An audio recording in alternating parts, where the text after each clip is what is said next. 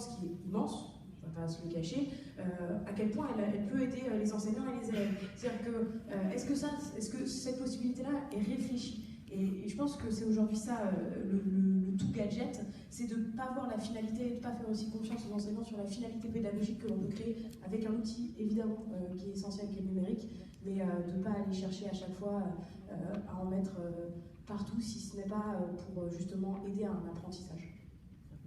Charlotte Brun, sur cette absence parfois de réflexion pédagogique, c'est régulièrement soulevé par la presse.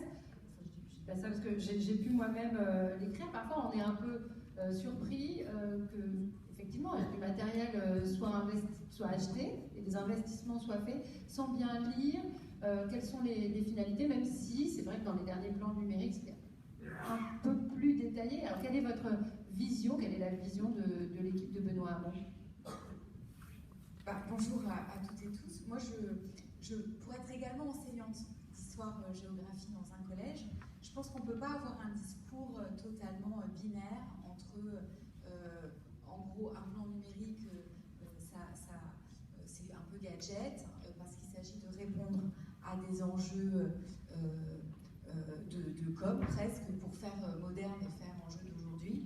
Et puis, en même temps, entendre le discours des enseignants qui aimeraient bien pouvoir développer des pédagogies, qui se retrouvent parfois avec des établissements qui sont avec des équipements totalement datés, quand il y en a. Et aujourd'hui, les pédagogies qui sont développées par les enseignants, qui visent à être au plus près de la différenciation, au plus près de l'hétérogénéité des élèves, vouloir parfois mettre deux enfants, deux adolescents sur une activité particulière parce qu'ils y rencontrent une difficulté ou parce qu'ils vont pouvoir aller plus loin, nécessite vraiment un accompagnement de l'équipement des établissements et des écoles porté par les seules collectivités territoriales souvent. Et le gouvernement a permis ces dernières années évidemment d'aller plus loin avec le plan numérique au collège.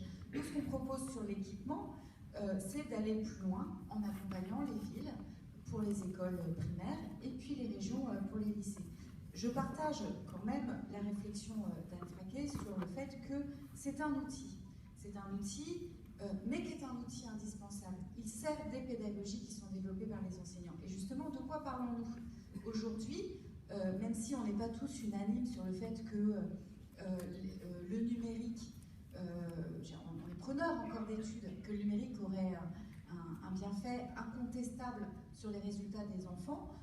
Moi, en tant que prof d'histoire-géo, je pense que vraiment, il sert les pédagogies à partir du moment où nous sommes formés à l'application et à l'utilisation de ces outils. C'est en cela que Benoît Hamon propose que plutôt que de rester dans les slogans sur la formation, il faut y mettre des moyens humains.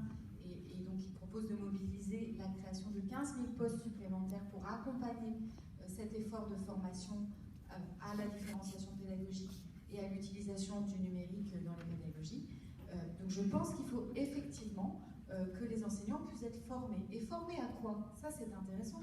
Formés d'abord à l'utilisation de l'outil en classe, ça peut être le tableau numérique, ça peut être les tablettes, ça peut être les tablettes dans le cadre de la pédagogie inversée, par exemple, dont on parle beaucoup, y compris dans vos émissions, mais ça peut être, et je pense surtout, à la formation du citoyen.